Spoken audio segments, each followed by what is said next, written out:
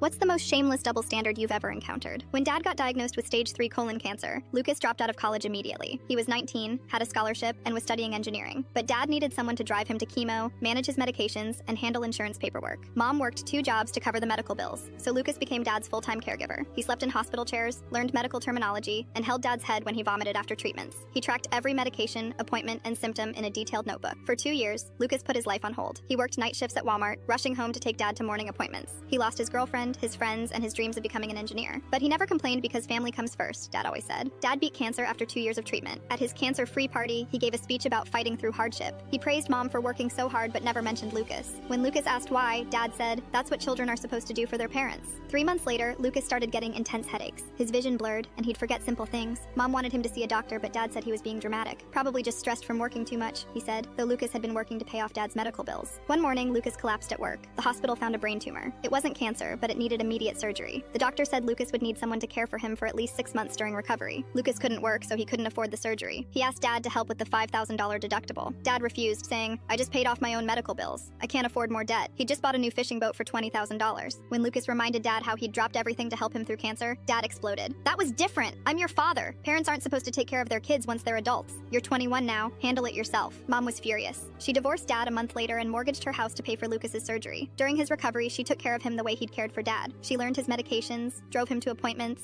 and held him when the pain was too much. Dad never visited Lucas in the hospital. Instead, he posted on Facebook about how ungrateful today's generation is, expecting handouts from their parents. He even complained that Lucas and Mom had abandoned him right after his cancer battle. Lucas recovered fully after 8 months. He moved in with Mom, went back to college, and is finishing his engineering degree. Dad still tells everyone how he fought cancer alone, while his family abandoned him. Last week, Dad called Lucas. He's been diagnosed with cancer again and needs someone to help him through treatment. "Family has to stick together," he said. Lucas hung up the phone and blocked his number.